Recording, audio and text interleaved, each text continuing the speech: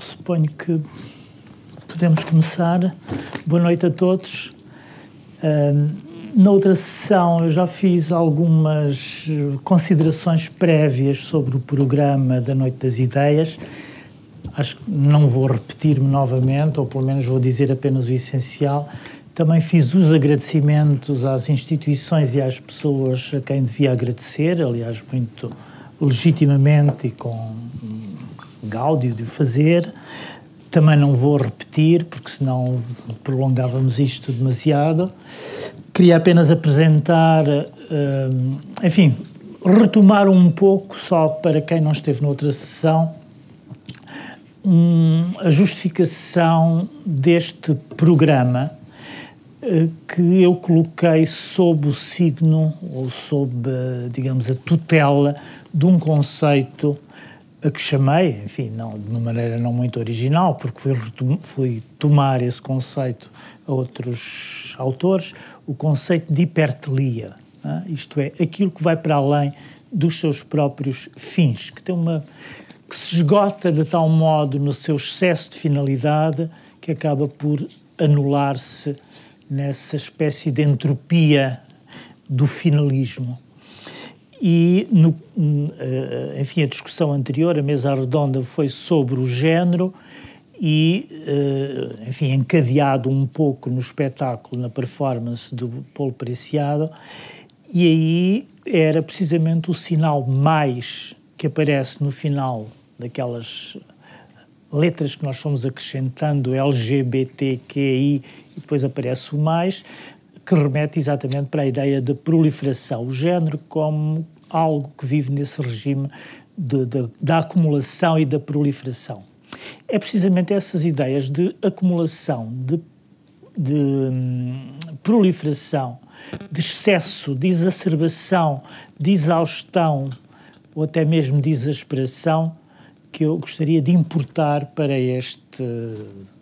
para esta mesa redonda e, portanto, nesse sentido ela participa exatamente da mesma lógica que o debate anterior, e aqui trata-se precisamente da questão da velocidade e da aceleração, que são, no fundo, digamos, o regime quase totalitário da sociedade contemporânea.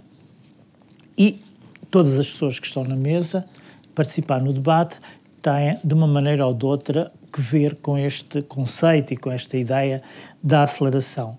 Eu apresento-vos um a um. Tenho à minha direita a Carla Batista, que é professora associada do Departamento de Ciências da Comunicação da Universidade Nova e investigadora do Instituto de Comunicação da Nova, da IC Nova.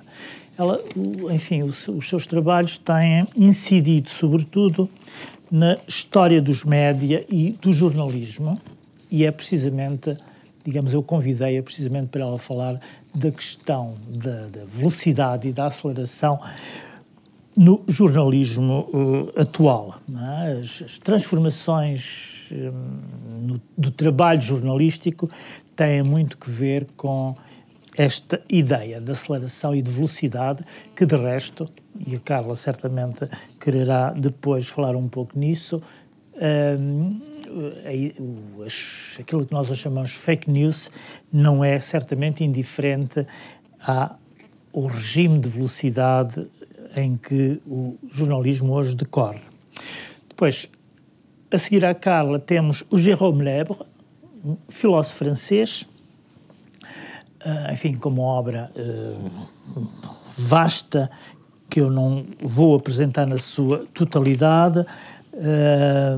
Um dos seus últimos livros chama-se precisamente os Scandale et Démocratie, a ideia de escândalos na democracia, e uma das razões pelas quais o convidei é porque um dos seus livros e uma das questões que ele tem tratado é a questão da imobilidade. Há um livro escrito que foi publicado em 2018, portanto, imediatamente antes da pandemia, e a pandemia depois veio dar mais razão a esse seu livro, que se chamava precisamente o elogio da imobilidade, l'éloge de l'immobilité. e o seu último livro chama-se Repartir, Philosophie de l'Obstacle, que é o seu livro mais recente, publicado exatamente numa coleção que é dirigida, da coleção dos Presses Universitaires de France, que é dirigida pelo Laurent de Sutter, que está no extremo, enfim, desta fila, e que é filósofo belga, expressão francesa, com uma atividade em França muito ativa, desde logo por causa dessa coleção importante que dirige, e de resto dirige também uma outra coleção em Inglaterra, das Polity Press. Como é que se chama a coleção? Desculpa. Comment s'appelle la collection?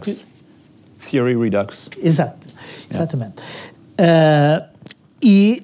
Enfim, eu poderia citar uma série de títulos do Laurent que indicariam imediatamente que se trata de um filósofo que é um agente provocador, de alguma maneira.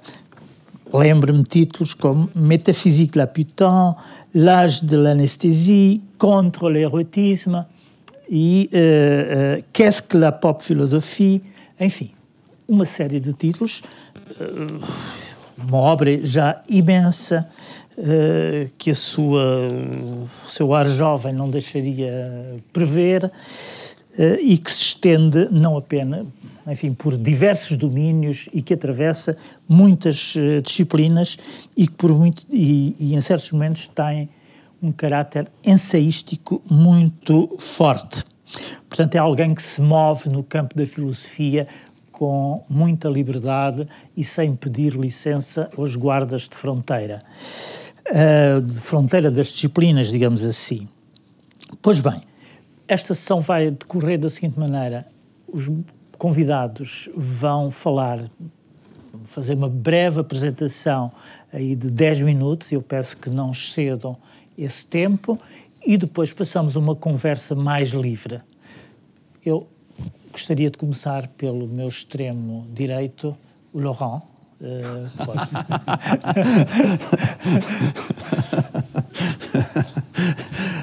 Oui.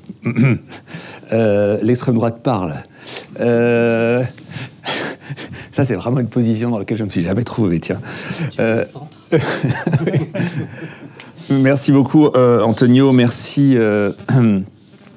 Évidemment, merci à vous toutes et à vous tous d'être encore là si tard, malgré toutes les aventures que vous avez déjà vécues cette soirée. Juste aussi, je remercie très rapidement, bien évidemment, toutes celles et tous ceux qui sont derrière cette soirée, à l'Institut français, ici à Culture Geste, à l'ambassade de France. Voilà, je suis très heureux, bien sûr, d'être là. Alors, qu'est-ce que je voulais vous dire en rapport avec ce thème? La vitesse, l'accélération, l'excès de vitesse ou l'excès d'accélération, son inverse aussi, son remède, qui est un remède que l'on entend, qui revient comme les vagues reviennent, comme ça, comme le ressac revient sur la plage, qui est la lenteur, qui serait bien évidemment la solution à beaucoup de nos problèmes. Si seulement le monde pouvait aller moins vite, si seulement nos vies pouvaient être moins chargées d'excès et de sollicitations, etc., etc. Alors moi, c'est quelque chose qui, je dois bien l'avouer, m'a toujours vaguement fatigué, la promotion de la lenteur comme solution aux excès du monde, parce que j'ai jamais très bien compris quel était l'excès du monde qu'on essaie de désigner, dont la lenteur serait une solution. Quel est le problème qu'il y aurait avec l'idée que le monde irait trop vite? D'abord, il irait trop vite comment? Et puis, qu'est-ce qui irait trop vite exactement dans le monde? Quel monde irait trop vite?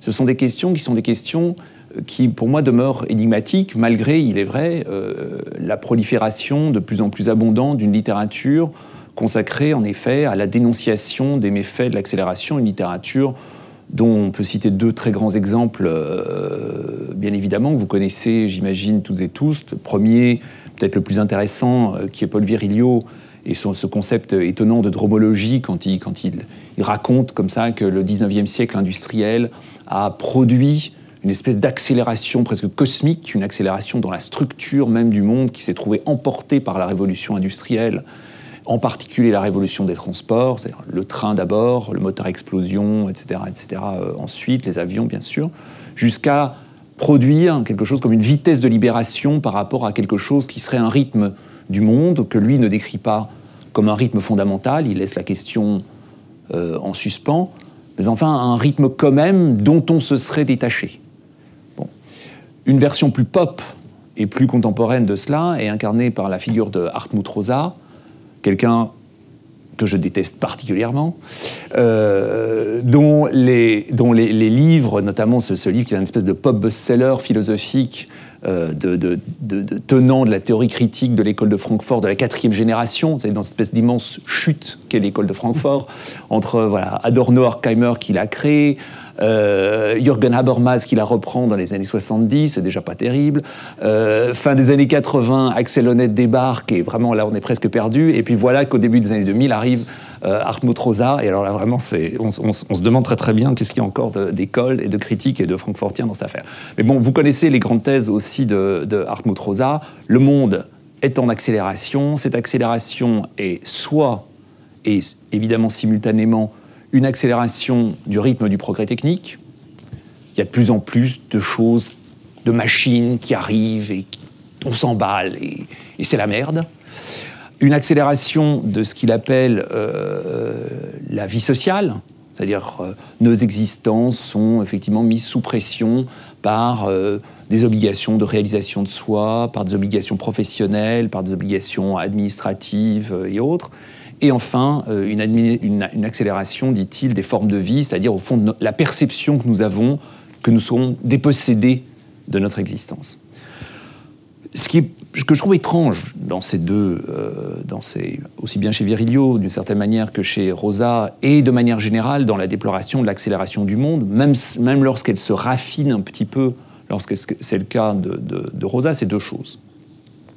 La première chose, c'est une promotion qui est une promotion de principe, d'une différence en fait vieille comme le monde, et une différence très scolaire, qui est la différence qu'il y a entre la qualité et la quantité.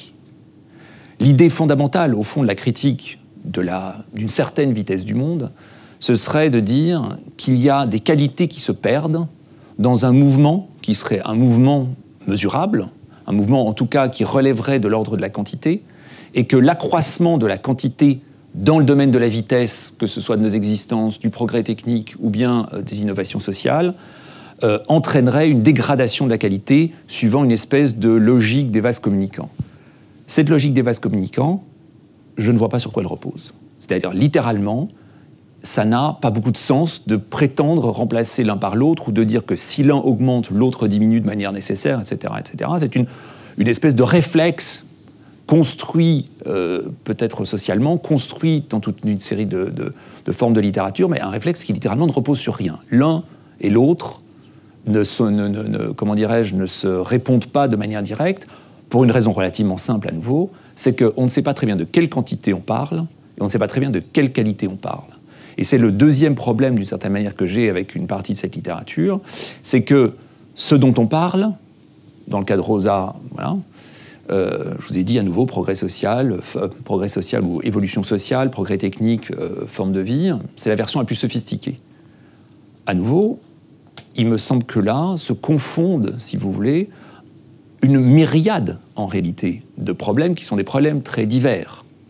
Donc, qu'est-ce qui accélère? Comment va-t-on mesurer ce qui accélère? Qu'est-ce qui ralentit? Comment est-ce que de ce ralentissement ou de cette accélération se déduit de manière nécessaire une dégradation dans un domaine ou un autre? Pour moi, ce sont des mystères. Et pour illustrer peut-être de manière un peu concrète ce mystère, on va prendre l'exemple, je vais prendre l'exemple, si vous voulez, du progrès technique. Il est une évidence, c'est devenu une évidence qui va vraiment sans dire, sauf que Hartmut Rosa l'a dit quand même, et que toute une série de moralistes le suivent, que le progrès technique est en augmentation constante, que nous sommes bombardés d'innovations, que ces innovations nous rendent fous. Que quelque chose nous rende fous, c'est sûr. Que ce soit ces innovations, on peut se poser la question à partir du moment où on se rend compte que le progrès des innovations techniques qui, soi-disant, seraient en augmentation constante, est en réalité en ralentissement constant depuis au moins un demi-siècle, que nous vivons dans un univers technique qui est un univers dont le fondement n'est pas tant l'innovation que l'extraction de la plus-value maximale sur une innovation minimale. c'est le modèle technique des fabricants de téléphones portables. Hein.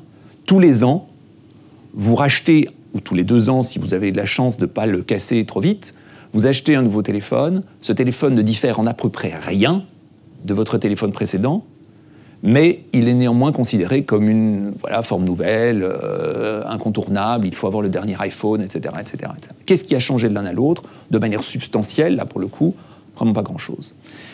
Et c'est le modèle, ça. C'est le modèle fondamental du capitalisme contemporain, si vous voulez, c'est celui d'extraction maximale de la rente pour une innovation minimale. Je ne comprends pas qu'on puisse parler, dans un modèle comme celui-là, de la possibilité d'une innovation technique maximale qui nous rendrait fous, au nom d'une maximisation du progrès, quel que soit le sens que l'on soit prêt à donner à ce mot très compliqué, très délicat, très difficile, etc., etc.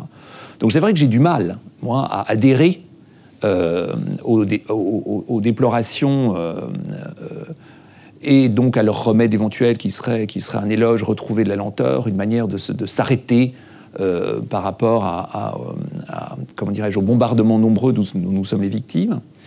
Et je me pose la question, et c'est une question, je ne suis pas seul à me poser, bien au contraire, je me pose la question de savoir si, au contraire, une partie du problème ne relève pas précisément de l'inverse. C'est-à-dire du fait que nous vivons en effet dans une situation qui est une situation de stase surnerveuse, de stase à haut niveau de stress, de stase immobile, comme si on était des espèces de, si vous voulez, de guinea pigs, de hamsters dans une petite roue, là, comme ça, ouais, qui court dans sa petite cage, comme si on était une espèce de créature placée entre 2 pôles électriques qui viendraient saturer notre vie, pour être certain que rien n'y change dans notre vie. Et qu'en réalité, la seule chose nouvelle que l'on reçoit, c'est peut-être des intensités plus ou moins fortes, mais des intensités qui sont des intensités immobiles et des intensités qui sont des intensités apathiques. Des intensités qui sont des intensités qu'on pourrait qualifier d'anesthésiques d'une certaine manière. Si la seule nouveauté et la seule accélération qu'il y aurait, qui n'est donc pas une accélération parce que c'est un régime qui, à mon avis, est un régime de longue durée, n'était pas de l'ordre, en effet, de l'anesthésie. Et c'est pour ça que moi je vais aller très vite, j'ai été très intéressé quand il y a une dizaine d'années, 2 chercheurs anglais qui s'appelaient Nick Cernak et Alex Williams, ont publié un texte très étrange qui a suscité beaucoup de controverses, bien sûr, en anglais, un texte qui ensuite a été traduit dans le monde entier, qui s'appelait #Accelerate, Manifesto for Accelerationist Politics, manifeste pour une politique accélérationniste, dans laquelle il disait, voilà, si on y réfléchit, c'est ce que je vous ai dit il y a un instant, si on y réfléchit, on peut se poser la question de savoir si, en effet, les cadres matériaux de notre existence, on ne parle que de ceux-là, n'étaient pas aujourd'hui installés à l'intérieur d'un régime qui était un régime qui précisément avait pour but de travailler sous l'apparence du changement à ce qu'effectivement rien ne change, et s'il n'était pas grand temps de se réapproprier cette dimension matérielle, ce que Nick Cernak et Alex Williams appelaient, si vous voulez, la plateforme matérielle du capitalisme tardif, c'est-à-dire au fond l'infrastructure, les bâtiments, les moyens de transport, mais aussi bien évidemment les plateformes informatiques, le câblage, la question des ressources énergétiques, etc., etc. Si effectivement il n'était pas nécessaire de repenser, en tout cas à gauche, même si je suis à l'extrême droite ce soir, de repenser à gauche la possibilité, en effet, d'une remise en mouvement sous la forme d'une réappropriation de l'idée que peut-être le changement, et donc aussi la vitesse possible du changement, était une question qui n'était pas une question secondaire. Et cette attention, si vous voulez, double à la possibilité de reparler d'accélération sur un mode qui ne soit pas catastrophique, parce que pas prédiqué par les questions de la quantité et de la qualité, pas prédiqué sur une déploration des modes de vie qui, en fait, nous ramènent toujours et en permanence à notre impuissance, ne serait pas une possibilité pour rééquiper nos puissances dans les combats politiques qui sont les nôtres, c'est-à-dire reprendre d'une certaine manière la main sur les modes de vie, sur ce qui conditionne nos modes de vie, de telle manière qu'en effet, nous puissions, nous, décider à la fois quelle orientation nous voulons leur donner et éventuellement quel type de nervosité nous voulons y impulser. Est-ce que c'est une nervosité que l'on souhaite nulle ? Est-ce que c'est une nervosité qu'on souhaite maximale ? Est-ce que c'est une nervosité, disons, de preneurs de LSD ou de sniffeurs de cocaïne ou de buveurs d'eau ou de mangeurs de salade ? C'est des discussions qu'il s'agit d'avoir, mais qui sont des discussions qui, à mon avis, sont importantes et requièrent, en tout cas, de sortir de la division triviale qui existe aujourd'hui et qui pollue le discours, à mon avis, politique et aussi, d'une certaine manière, le discours social, culturel et philosophique, entre vite, pas vite, accélération, ralentissement, vitesse, lenteur, qui est une distinction qui est tellement bête, j'ai envie de dire, qu'elle devrait nous avoir lâché les baskets depuis longtemps. Voilà, merci. Bon, j'avais oublié de dire une chose importante, c'est qu'une des raisons... desculpa, esqueci-me de dizer uma coisa importante. Uma das razões pelas quais, enfim, se tornava muito pertinente a presença aqui nesta discussão do Laurent de Sutter era precisamente o facto de ele ser o editor, o organizador de um volume que contém precisamente este texto, o Manifesto Aceleracionista do Alex Williams e do Nick Chernyshek, que foi publicado pela primeira vez na revista Multitude, julgo que em francês, a tradução francesa, no número 56 da revista Multitude, mas que depois na coleção que o Laurent de Sutter dirige na SPUF foi acompanhado, não só esse texto, mas outros textos sobre a questão, precisamente que prolongam o Manifesto Aceleracionista, e esse volume tem um prefácio enorme, muito, muito interessante, do organizador do volume, o Laurent. Jérôme, é a tua vez. L'extrême centre. Sim. Que apesar de ter um livro que se chama Éloge de l'immobilité, je pense, ao contrário daquilo que seria de esperar, provavelmente não está assim tão afastado das teses do Laurent. Oui, bonsoir. Et merci à ceux qui font que nous sommes ici. Alors en fait, pour vous expliquer un petit peu le contexte de ce travail que j'ai fait sur l'immobilité, en fait, j'ai commencé à travailler sur la vitesse, sur l'accélération et sur une sorte de système de plainte, parce que c'est vrai que tout le monde se plaint tout le temps, que ça va vite, que ça va de plus en plus vite, que ça n'arrête pas d'aller vite, etc. Et en fait, la première chose à dire, c'est que quand on commence à travailler sur ce thème, on s'aperçoit aussi, pour peu qu'on prenne une temporalité longue, que cette plainte, elle existe depuis très très longtemps.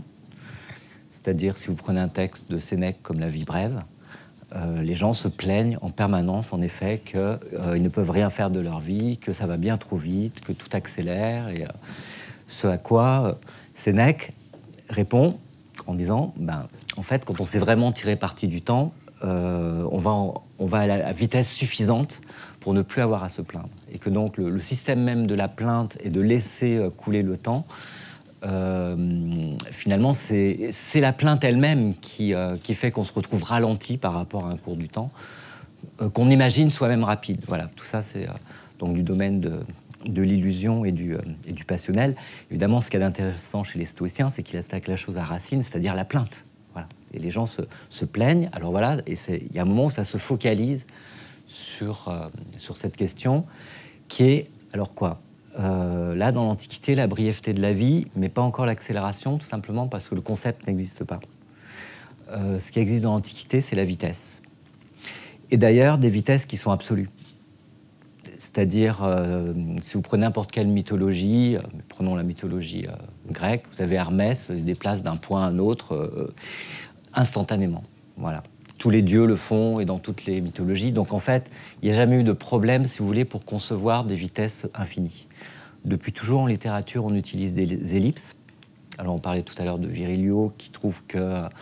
J'aime beaucoup Virilio, je vais commencer par une critique, mais quand on va mettons, de Lisbonne ou de Paris à New York en 6 heures... c'est tellement rapide que ça déforme notre perception du monde, on est perdu, etc., etc. Si vous prenez n'importe quel ouvrage littéraire, on peut finir un chapitre dans un endroit et la page suivante se retrouve à 1000 km de là. On n'a pas pris 6 heures, on a pris une demi-seconde.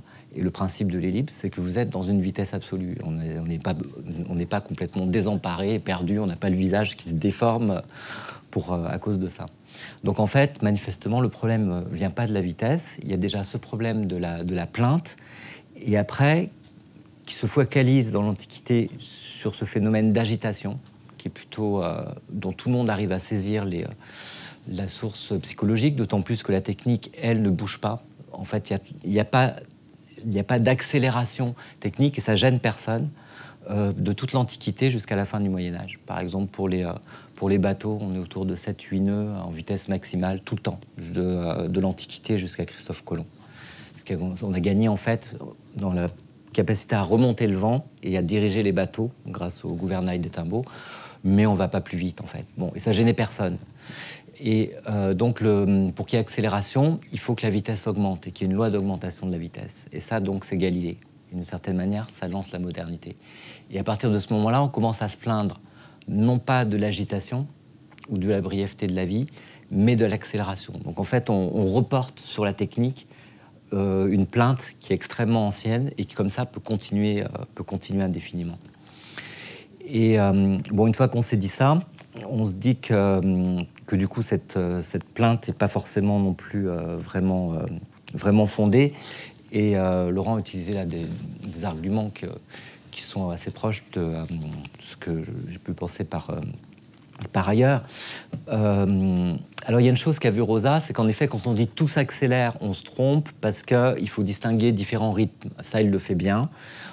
Il distingue, par exemple, en fait, il distingue 3 rythmes, hein, le rythme de la production ou du travail, et puis le rythme de vie et le rythme des événements sociaux, dit-il. Et donc, déjà, il est un peu en retrait par rapport à cette idée que tout accélérerait tout le temps, etc. Il fait des nuances. Mais au bout du compte, il a une définition du rythme qui est quand même assez surprenante. C'est le rythme du travail, nombre de produits, de la production, nombre de produits par unité de temps, tout va bien. Rythme de vie, nombre d'épisodes par unité de temps. Et je ne sais pas si vous arrivez à dégager des épisodes dans votre existence, puis vous prenez votre montre, vous dites « Ah là, j'ai vécu 10 épisodes dans l'heure. » Non, c'est pas comme ça la vie. Les épisodes se mêlent, se mélangent, etc. On ne peut pas du tout les compter. Et pour ce qui est du nombre d'événements par unité de temps, pareil. Un événement, c'est très difficile de savoir quand ça commence, quand ça finit. Hein, et c'est pas du tout dit qu'il y ait une accélération des événements. En fait, ce qu'il fait, ça se présente comme une critique sociale du temps. Mais dès le début, Rosa dit de toute façon, je ne vais pas m'occuper des définitions philosophiques du temps, parce que les philosophes ils disent une chose, ils disent une autre, etc. Et au bout du compte, il a des définitions du temps qui sont pires que celles de Taylor, parce qu'il a une montre et il analyse des unités qui n'existent pas. Donc il se met déjà dans un temps qui est complètement aligné. Et c'est vrai, quand on connaît un peu l'école de Francfort, on est effaré qu'on puisse appeler ça critique, parce que c'est se mettre d'emblée comme sociologue dans le temps aligné, pour se dire au bout du compte, on est de plus en plus aligné, c'est la catastrophe et n'arriver à aucune solution. On est vraiment dans l'opposé d'une pensée critique. Alors plus que critique, n'en parlons même pas. Donc, à partir de là, et je ne vais pas parler trop longtemps, je suis aperçu aussi que les phénomènes d'accélération avaient tendance à non seulement il y a des rythmes qui sont divers, mais les phénomènes d'accélération se transforment très facilement en phénomènes d'immobilisation. Ce que Virilio avait remarqué, ce que Rosa estime secondaire, comme ça, mais en disant, voilà, les phénomènes d'inertie sont secondaires, ça ne l'arrange pas. Alors qu'en fait, le but, par exemple, d'une voiture ou d'un avion, etc., c'est d'atteindre une vitesse de croisière qui est la vitesse de la sécurité et du confort. Or, la vitesse de croisière, ça veut dire une vitesse inertielle, mouvement rectiligne uniforme, où justement la vitesse s'annule. Alors, c'est pas qu'elle se sent pas, parce que votre tasse de café dans votre avion, elle n'a pas de sentiment, et pour elle aussi, le café est immobile dans la tasse. Donc, c'est pas du tout une question subjective, c'est une question de physique. Une vitesse uniforme est une vitesse nulle. Donc, l'inertie fait que la vitesse se renverse en immobilité. Et c'est très souvent comme ça que des phénomènes qui sont rapides, au bout du compte, immobilisent. Parce que qui dit vitesse d'inertie, et Virilio l'avait remarqué, disait qu'on est tout le temps immobile, en fait. Immobile dans sa voiture, immobile dans un train, dans un avion. Et finalement, pas très différente de cette attitude que vous savez manifestement très bien tenir, et nous aussi relativement, parce qu'on a été dressés pour ça, qui consiste à se tenir assis pendant des heures et des heures, immobile. Et finalement, notre société est bien plus dans l'immobilité que dans la vitesse. Et même du point de vue de la civilisation, si vous voulez, bien des auteurs, et d'ailleurs les auteurs du manifeste accélérationniste connaissent ça, estiment que la grande accélération, c'est terminé. Ça s'arrête autour des années 70, où il n'y a en effet plus vraiment d'innovation, il n'y a plus que des innovations très très mineures, et où ce qui se continue, c'est la production. Autrement dit, il n'y a plus de productivité et il y a encore de la production. Et si la production continue, et en plus avec des gens qui sont de plus en plus nombreux, avec une productivité qui est nulle, cette production va utiliser de plus en plus d'énergie et de plus en plus de travail. Et ça a des catastrophes à la fois sociales et écologiques. Et donc, on est bien plutôt dans une période de grande stagnation. Ce que disent ces deux auteurs de l'accélérationnisme, disant qu'il faut réorienter les fins de la production pour que la productivité reprenne. Non pas la production, ce qui serait une catastrophe en soi, mais la productivité. Après, je ne suis pas sûr qu'ils aient raison, mais j'ai parlé depuis un petit moment, et peut-être je caserai ce que j'ai à dire sur eux. Bom, eu passava a palavra à Carla, sobretudo porque...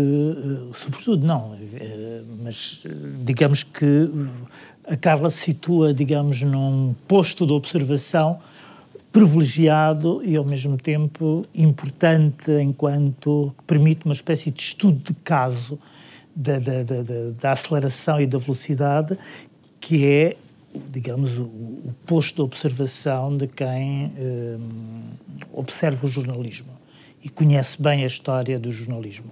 E aí, provavelmente, o efeito da aceleração é bem visível e, sobretudo, é daqueles casos em que a questão se torna, digamos, mais expressiva e mais eloquente. Obrigada, António, pelo convite para discutir estas questões tão instigantes a uma hora tão tardia. Milagrosamente há pessoas na sala, o que só por si é um sinal de esperança. Eu acho que uma das coisas mais interessantes da interdisciplinaridade é olhar para os problemas do jornalismo a partir do vocabulário de outras disciplinas, porque as respostas podem ser muito diferentes. Designadamente, aqui neste caso, olhar a partir de uns enquadramentos mais filosóficos ou mesmo da crítica cultural, que não veio muito ao debate, mas também seria uma disciplina interessante. Porque, de facto, se pensarmos naquilo que são as ferramentas de análise do jornalismo e aquilo que nós temos como património acumulado nos estudos dos média, parece haver uma evidência estrondosa dessa aceleração.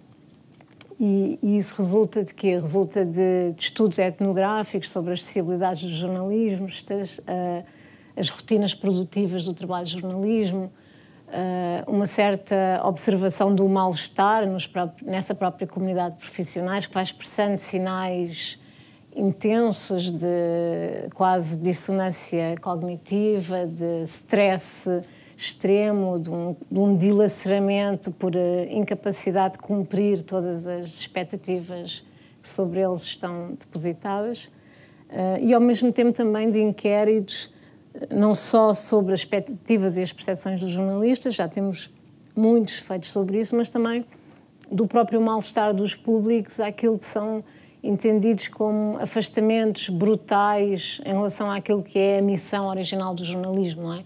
Já não cumpre, distorce as mensagens, não representa, exclui mais do que inclui, não dá voz aos invisíveis, ou seja, vai numa dinâmicas de desprofissionalização que são, por um lado, intrínsecas à própria profissão, mas que têm muito a ver também com o ambiente tecnológico em que nós vivemos, designadamente a digitalização, a automação dos processos e uma erosão do próprio capital simbólico do jornalismo por perda de singularidade desse discurso. Há uma erosão da voz, se calhar muito fabricada, se calhar um bocadinho ilusória, mas havia um ethos jornalístico que se perdeu porque hoje compete com muitos outros distribuidores dessa palavra.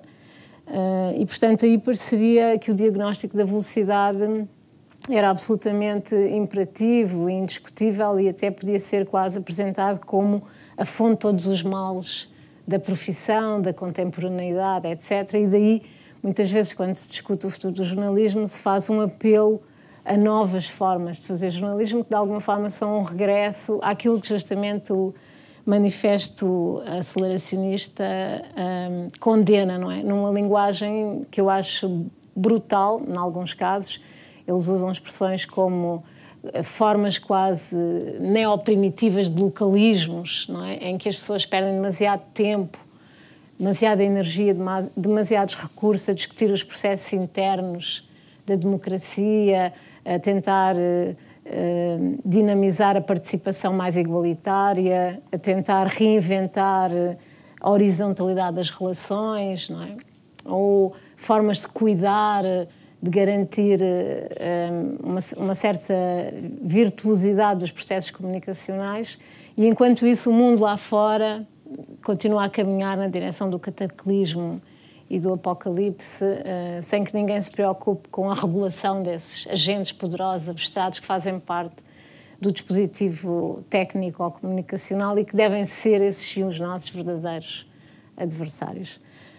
E por isso, quando falamos do slow journalism, ou do jornalismo de nicho, ou mesmo se pensarmos em experiências muito concretas de reinvenção do jornalismo, vamos sempre de volta a essas experiências mais originais em que voltamos a ter tempo para a edição, para a verificação da informação, para a discussão mais refletida dos problemas, para a seleção guiadas por critérios editoriais refletidos e não arrastados pelo turbilhão da informação que escorre e que circula sem edição. Acho que essa é verdadeiramente a etapa do processo jornalístico que perdemos, não é? Porque já não há todo aquele vocabulário da profissão, o gatekeeping, as portas de entrada, os framings, tudo isto coexiste sem grande distinção e se por um lado isso gera alguma criatividade nos processos, porque também adiciona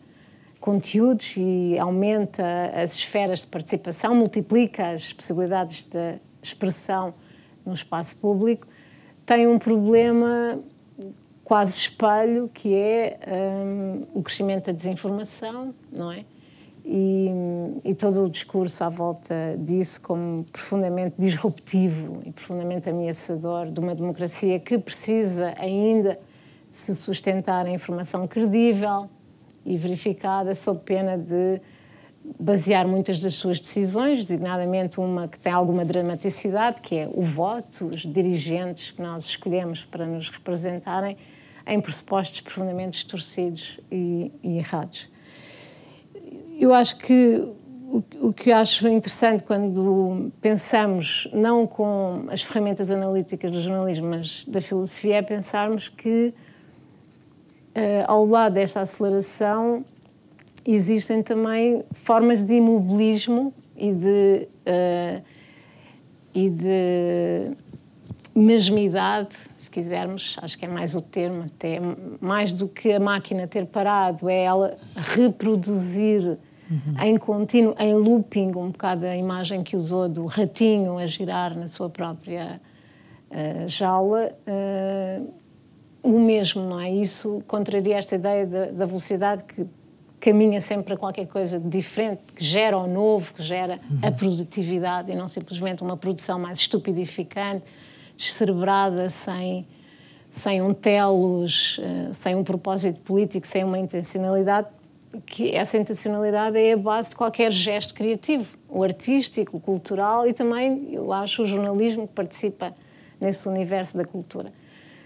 E isso a mim preocupa muito mais do que propriamente a velocidade, ou seja, preocupa muito mais a ausência de um repertório criativo de resposta a um estado de coisas, que nós todos temos o diagnóstico, não é? Do que propriamente uma espécie de reivindicação de mais tempo para pensar, etc. Porque porque eu acho que se todas essas experiências jornalísticas, do slow journalism, etc., são virtuosas e têm um espaço na paisagem contemporânea e devem ser, até acho, financiadas com bolsas públicas, com dinheiro público, com financiamento, se os projetos forem suficientemente interessantes e demonstrarem a sua relevância pública, mas isso não pode comprometer aquilo para o qual o jornalismo nasceu, que é responder justamente à necessidade do imprevisto, do instantâneo, e dar uma resposta que seja verdadeira, honesta, que garanta a ligação, se quiserem, a tradução das formas de expressão tem que ter uma relação mais ou menos honesta com os seus contextos originais, não pode haver uma distorção enorme, e esse papel de ligação é uma responsabilidade dos jornalistas que muito poucos outros campos sociais se colocam, não é assim? Escrevem como mediadores e reivindicam para si essa necessidade de responder às perguntas: o que é que está a acontecer, porque é que as coisas estão a acontecer desta maneira, quem são, quais são os temas importantes que as pessoas precisam colocar na agenda. Isso continua a ser uma exigência fundamental e é preciso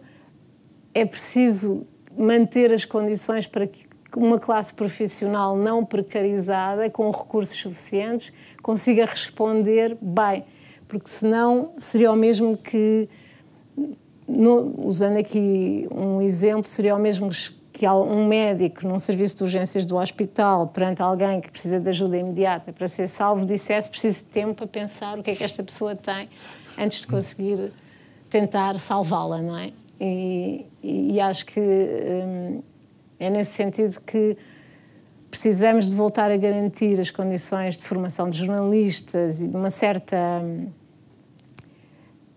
qualidade da relação nos espaços profissionais do jornalismo que assegure singularidade, relevância social e todas aquelas funções que historicamente construíram a legitimidade social do jornalismo. Obrigado, Carla. Eu retomo o discurso do nosso primeiro interlocutor, o Laurent, e evoco novamente o Manifesto Aceleracionista, que pretendia ser, ou pretende, de alguma maneira, foi publicado pela primeira vez em 2014, uma contribuição para uma renovação da esquerda, e nesse sentido os dois autores do manifesto criticavam as atitudes de uma esquerda mais ou menos imobilista e, em última instância, reacionária, uma vez que estava sempre comprometida com uma ideia de regresso a um passado onde, de facto, as coisas tinham uma outra velocidade, uma outra lentidão. Eu pergunto ao Laurent se, de facto, ele considera que é pertinente esta crítica que era feita à esquerda e se ela constitui, de facto, uma solução, uma hipótese salvífica para a esquerda que, de um modo geral, de facto, no sentido em que os autores do Manifesto Aceleracionista falam, tem uma atitude reacionária no sentido que é voltada para o passado. Alors, merci beaucoup pour cette question. C'est pas évidemment très facile de répondre parce que mes capacités de prophétie sont extrêmement limitées. Mais ce qui est certain, c'est que moi, ce qui m'a intéressé dans ce manifeste lorsqu'il est paru, c'est que c'était une proposition. Je ne suis pas super preneur des théories all-in-one comme les shampoings avec conditionneur et tout. Bon, je préfère les solutions un petit peu diversifiées. Et, par contre, c'est une proposition. Et je crois que ce dont on a besoin aujourd'hui, davantage que des théories, davantage que des programmes, davantage sans doute même que des manifestes, et le retour de la forme du manifeste au début des années 2010 est un retour qui est intéressants comme symptômes culturels et social, le manifeste accélérationniste, le manifeste xénoféministe, le manifeste convivialiste, enfin il y en a eu beaucoup comme ça en très peu de temps, tous intéressants, mais qu'il faut prendre comme des propositions. Une proposition, c'est quoi? C'est pas un outil prêt à être utilisé, c'est quelque chose qui réclame de notre part un travail. C'est-à-dire qui réclame de notre part d'en tester les idées et de les relayer, de les métamorphoser, peut-être de les rendre monstrueuses, peut-être. Et c'est du point de vue de l'horizon propositionnel que ce manifeste ouvre. Moi, j'ai eu le sentiment, en tout cas, qu'en insistant sur la nécessaire réappropriation de la plateforme matérielle du capitalisme, c'est-à-dire l'infrastructure mondialisée, disons-le, qu'elle soit une infrastructure de l'information, effectivement, aujourd'hui entièrement capitalistique, ce qui contribue à la destruction du journalisme dont vous parliez tout à l'heure, que ce soit les structures énergétiques, les structures de transport, tout ce qui constitue les structures de gestion des déchets, bien évidemment, à commencer par la merde que nous produisons en quantité invraisemblable, les questions d'eau, les questions... Bon, ce sont des questions qui sont infrastructurelles et qui dessinent un monde. Or, une grande partie de la théorie de la gauche, ou de la gauche théorique contemporaine, semble laisser tout ça de côté, comme s'il ne dépendait que des sujets humains, que de certaines institutions politico-sociales de régler la situation. En insistant sur cette dimension matérielle, j'ai eu le sentiment qu'il disait quelque chose d'absolument décisif, de la même manière que dans le xénoféminisme, qui est très proche de ce que peut dire Preciado pour faire une connexion avec ce qu'on a dit tout à l'heure, la question du hardware hormonal, c'est-à-dire de la manière dont un corps peut être hacké et est hacké socialement par un certain type de prescription, d'un certain type de pilule, mais il peut être rehacké autrement et de manière volontaire et délibérée par un militant ou une militante ou militant / queer ou autre, c'est quelque part une approche qui est une approche aussi accélérationniste de ce point de vue-là. La dimension matérielle du corps et de ce qui conditionne les corps peut aussi être repris en considération et réorienté. Voilà, donc ça c'est des choses qui sont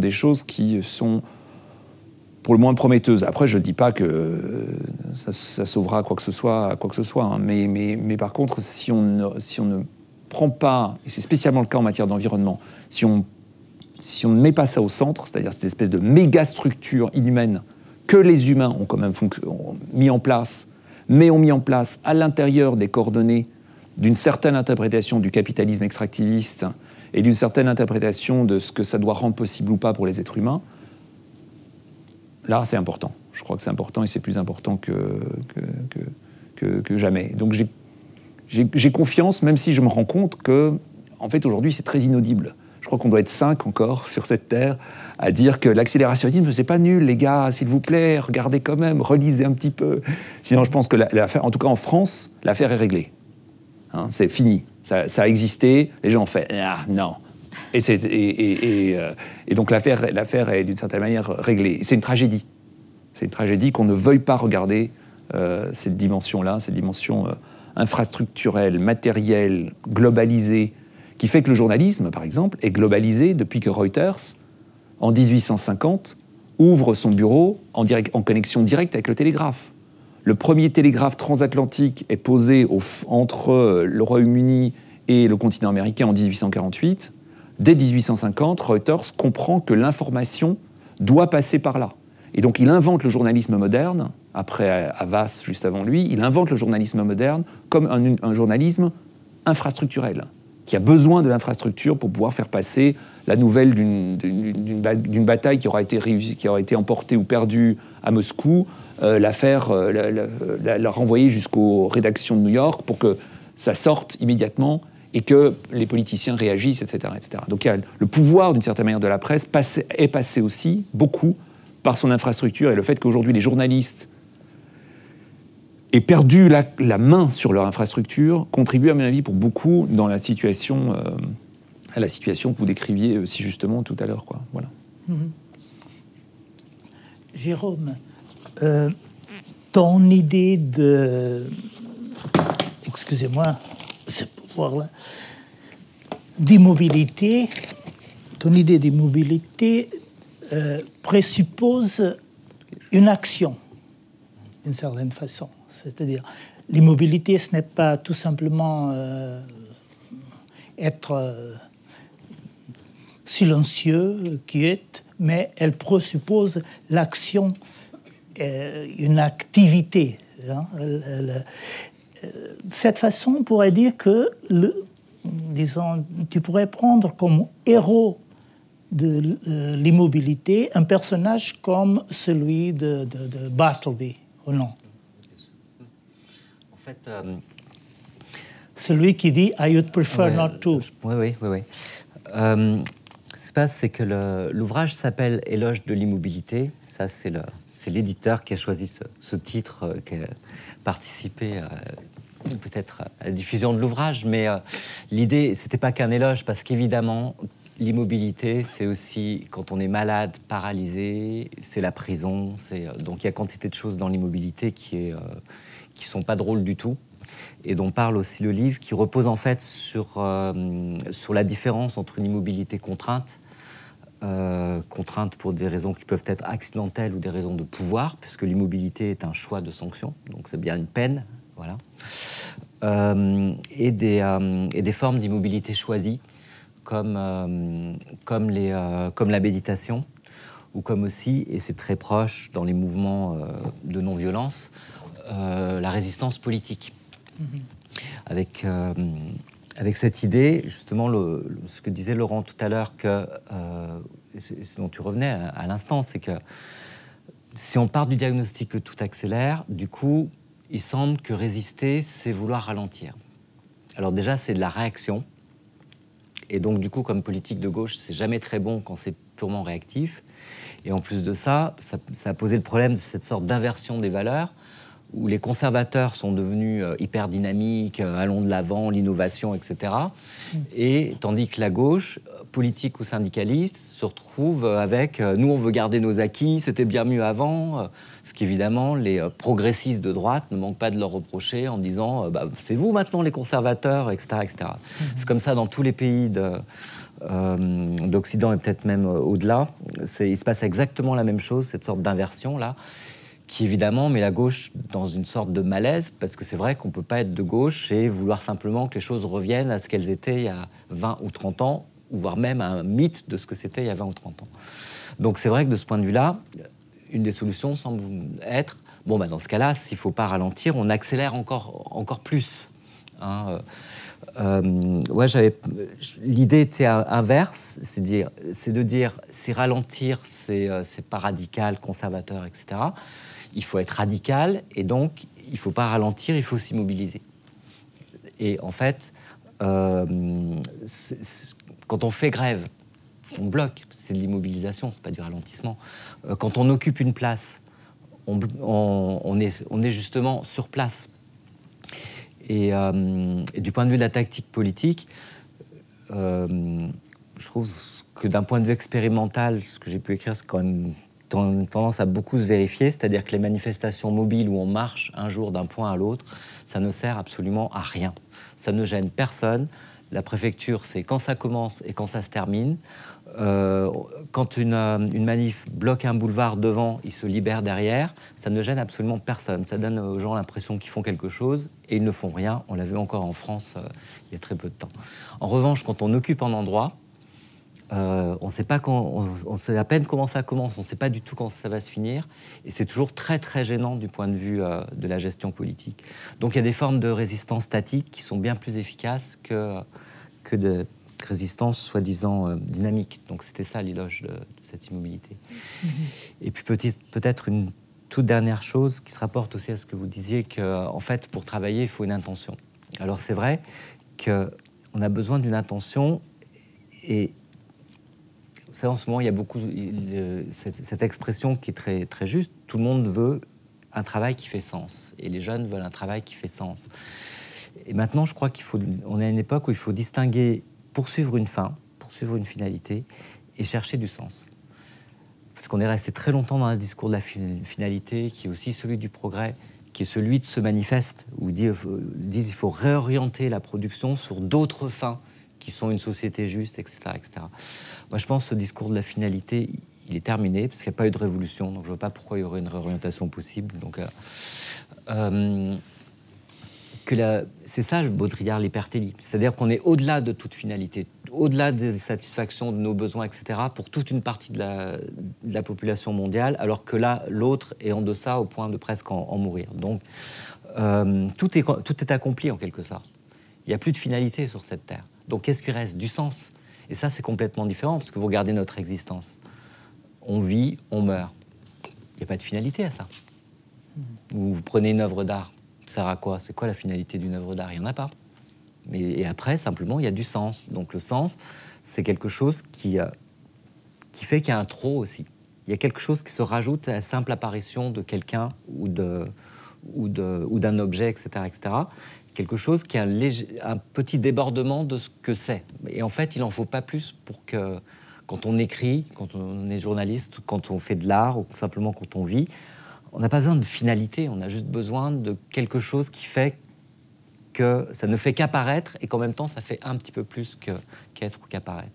Voilà, c'est juste ça qu'il faut préserver et qu'on préserve bien plus, finalement, si on n'est même pas dans la finalité d'un mouvement, mais plutôt, finalement, voilà, dans une statisticité, j'arrive pas à le dire, donc une position statique, mais en même temps orientée vers du sens.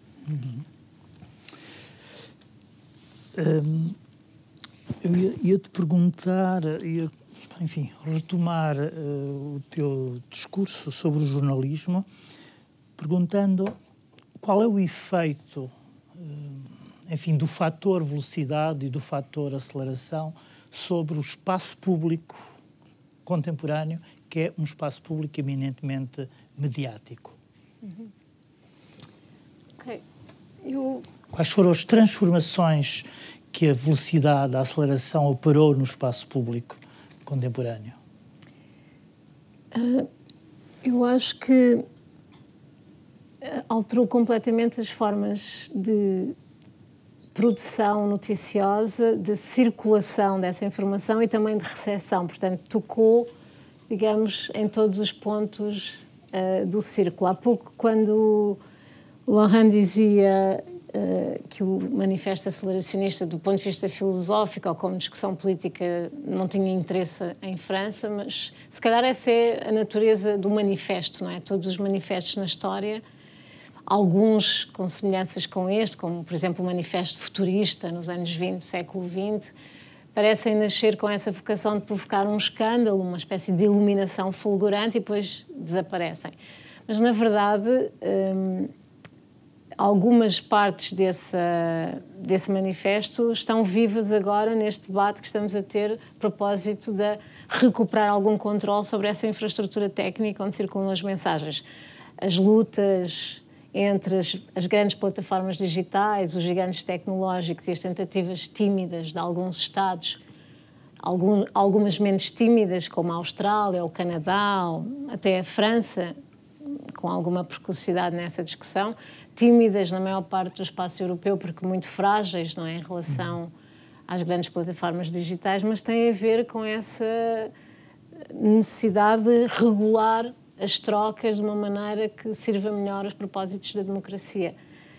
E isso significa reganhar algum controle sobre a forma como as mensagens se apresentam no espaço público.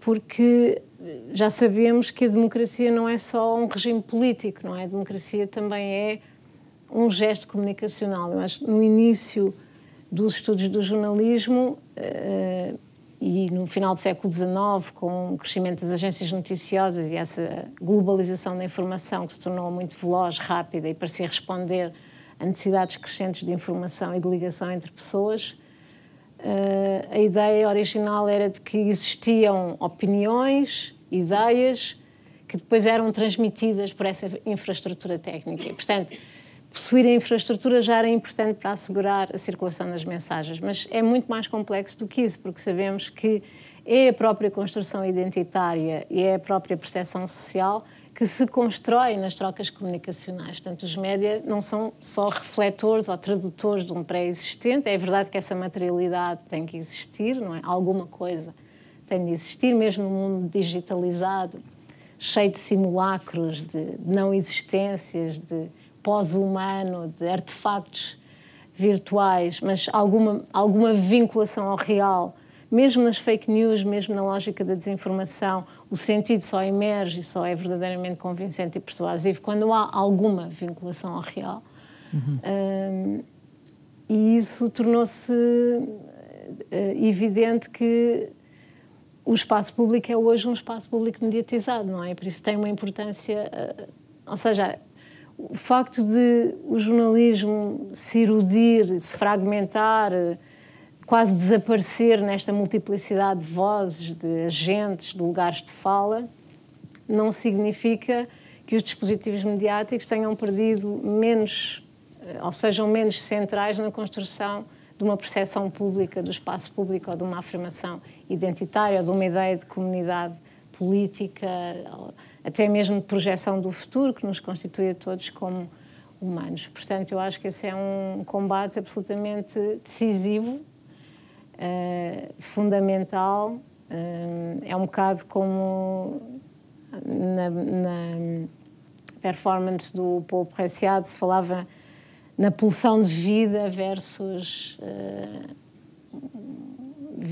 um esmagamento ou silenciamento das hegemonias dominantes. Portanto, alguma coisa tem que continuar a vitalizar e a fazer circular uma energia que garanta aquilo que são os valores da democracia, participação, cidadania, inclusão, pluralidade, e não só estas formas muito opressivas de governação que passam justamente pelo controle da infraestrutura técnica e determinam cada vez mais, por lógicas muito obscuras, muito pouco transparentes, que nós não conseguimos compreender, apenas sabemos que existem, mas determinam cada vez mais o relevante, o visível, o que se pode articular e construir sentido. E isso, ou seja, o controle sobre esse processo desapareceu do nosso horizonte cognitivo e isso é extremamente angustiante. Laurent, esta nossa discussão foi precedida de 3 filmes que nós vimos que, pelo menos aparentemente, tinham sido escolhidos para fazer uma espécie de elogio da lentidão. O que é que existe naqueles filmes que possa ser considerado um elogio da lentidão? Afinal, aqueles filmes não têm 24 imagens por segundo, como todos os outros filmes, onde nós detectamos uma enorme velocidade ou uma enorme aceleração. Oui, c'est une bonne, c'est aussi une bonne question. Évidemment, une question d'Antonio Guerrero est toujours une bonne question. Pour répondre, je crois que je vais répondre à cette question en rebondissant sur quelque chose qu'a dit Jérôme Lèbre il y a un instant. J'adore me disputer avec lui parce que, comme je suis d'accord avec à peu près tout, c'est les détails qui... Mais on sait que on tue pour les détails. Hein, on ne tue pas pour les grands choix, c'est les détails qui... Et justement, sur ce qu'a dit Jérôme à propos de cette immobilisation qui s'oppose, ou s'opposerait peut-être à une accélération ou un excès de vitesse, moi je pense toujours et je crois que ces films le représentaient bien d'une certaine manière, notamment le film de... on n'a pas vu les génériques malheureusement, mais c'était Les Papiers d'argent, là, Giusy, c'était qui? C'était Michel François, oui, il me semble bien, j'ai cru reconnaître ses mains. S'il y avait ce côté... rien ne se passe en réalité, hein, mais de cette absence d'événements ne cesse de surgir une multiplicité d'événements qui sont des événements qui sont à la fois plastiques, les formes changent, évidemment psychanalytiques, puisque c'est des espèces de Rorschach qui n'arrêtent pas de se réinventer, qui obligent à réinventer aussi soi-même d'une certaine manière les fantasmes qu'on projette sur cette chose. Et moi, ça me fait penser à quelque chose de très important, d'un philosophe qui est très important pour moi, qui est Gilles Deleuze, quand il disait que les plus grands voyages étaient les voyages immobiles, qui était une manière de dire que l'immobilité peut être le lieu de la vitesse absolue.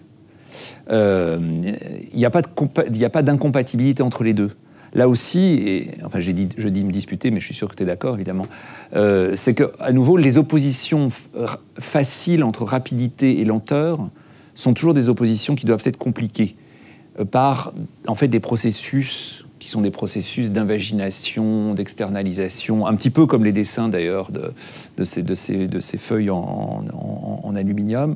Et il y avait, disons, dans les réserves de possibilités que ces feuilles d'aluminium révélaient à l'image, quelque chose comme le rappel de cela, que rien ne se passe, un type est assis à une table, chipote avec une boule de... comme on a tous chipoté avec des boules de papier d'aluminium, comme ça, hein, quand on s'emmerde, sauf qu'il le fait mieux que nous, bon.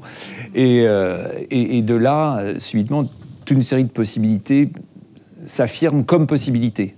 Aucune n'est une possibilité précise, mais en fait, elle s'affirme comme possibilité. Et c'est une manière assez belle, je trouve, de traduire cette idée que le tout puisse sortir du rien. Et donc, qu'en effet, une vitesse peut-être absolue, une vitesse qui nous libère de la vitesse, hein, l'absoluité de la vitesse, c'est ça, c'est la vitesse de libération, comme celle qui nous fait sortir de l'atmosphère, puisse surgir de l'immobilité la plus absolue. Ça, c'est quelque chose auquel je crois beaucoup, et qui est aussi très bien illustré par un film que certains d'entre vous ont peut-être déjà vu. C'est un film des Wachowski. À l'époque, c'était les frères. Maintenant, c'est les sœurs.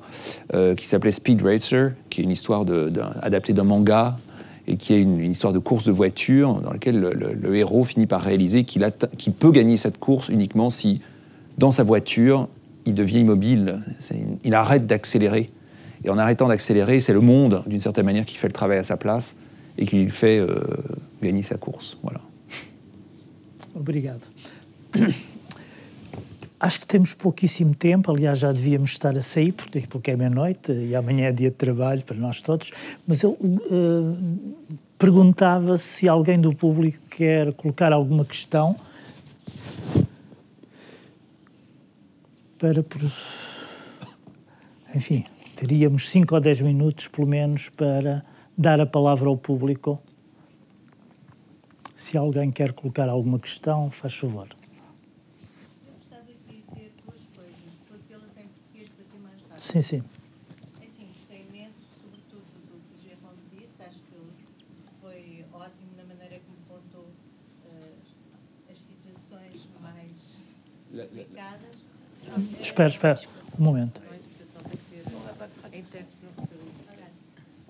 Bon, merci à tous, à Carla, merci Jérôme, parce que j'ai trouvé que votre interprétation était vraiment au point. Et ma seule question est que je comprends que la vélocité ou la vitesse soit quelque chose d'essentiel pour maintenir en sorte un peu l'équilibre. Mais je me dis que s'il y a un danger en ce moment, c'est bien le danger que vous avez tous déjà remarqué. C'est le danger de ne pas avoir la force suffisante de maîtriser les infrastructures techniques qui en ce moment, et c'est le problème que nous voyons tous, c'est le problème du dépassement de l'intelligence artificielle, etc., etc. Et voilà, je fais bref. Ce que je pense, c'est que l'immobilisme ou bien la lenteur nous donne à nous, humains, la possibilité de choisir Kairos, le moment opportun. Opportun? Bon, voilà, le moment. Et la vitesse, elle ne nous donne pas cette possibilité. Pas collectivement, pas individuellement. Et je me demande, il y a tellement de forces qui veulent se substituer à nous, humains. Je pense à Elon Musk et son désir de devenir arbitre de l'intelligence artificielle. Je me dis, si je dois choisir entre la vitesse et la lenteur, peut-être que la lenteur me donne plus d'opportunités et par là, je ne veux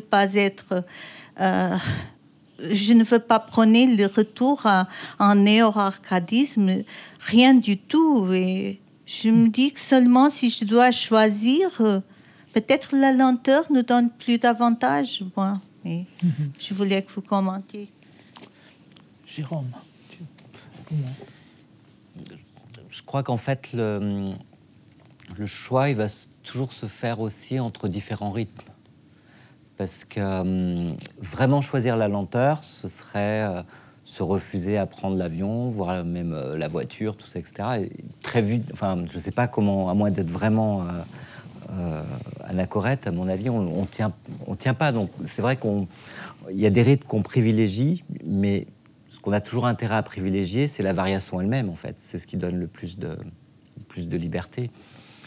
Et quelquefois, c'est d'aller vite qui fait qu'on est efficace, et ça rimerait absolument à rien de faire lentement certaines choses. D'ailleurs, je pense que tous ceux qui prônent le ralentissement, je ne pense pas qu'ils puissent être vraiment cohérents avec eux-mêmes longtemps, parce que dans la vie courante, on a besoin de vitesse, et on peut pas véritablement s'en priver. Je différencierais ça d'ailleurs du fait de vouloir la décroissance. Parce qu'en fait, et là tous ceux qui travaillent sur la décroissance le disent, c'est pas un ralentissement, c'est justement, ça s'appuie sur la productivité, comme l'accélérationnisme, comme Marx, comme toutes les économies sérieuses. Le but, c'est pas de ralentir la production comme ça dans l'absolu et de juste d'aller plus lentement. C'est d'utiliser une productivité qui soit suffisante et maîtrisée, et qui fasse que et ce niveau de productivité il est atteint, et qui fait que que justement ça suffit, en fait, ça suffit pour que les biens qui soient produits soient suffisants pour tout le monde, à condition justement de ne pas consommer 10 000 fois plus que ce dont on a besoin. Les Français et les Portugais aussi sans doute sont à 2 ou 3 fois plus, et les Américains à 15 fois plus. Voilà, ça par contre, c'est pas viable. Mais normalement, on devrait avoir à se priver de rien, en fait, avec une productivité suffisante. Et voilà, tout est dans cette variation de rythme. Et après, d'un point de vue collectif, la seule chose, c'est qu'à mon avis, ce ne sera pas au niveau des gouvernements qu'à un moment, ils prendront des bonnes décisions en disant « allez, ça y est, on a assez fait semblant, maintenant on s'y met ». Ce sera vraiment, on s'en rend compte, c'est toujours, il faut qu'il y ait une résistance écologiste qui vienne de l'extérieur, du non-gouvernemental, pour que les choses avancent. C'est comme ça, c'est ce qu'il faut se dire aussi sur la démocratie, et même officiellement, on pourrait tout à fait admettre, ou même on admet que la vie démocratique, elle vient pas, l'impulsion n'est pas gouvernementale. Elle ne devrait pas non plus être dans les élections. Elle est dans la vie de tous les jours et dans la manière qu'ont les gens d'accepter ou simplement de refuser certaines choses concrètement, en le montrant. Há mais alguma questão? Se não, terminamos aqui, porque, enfim, não vamos prolongar isto.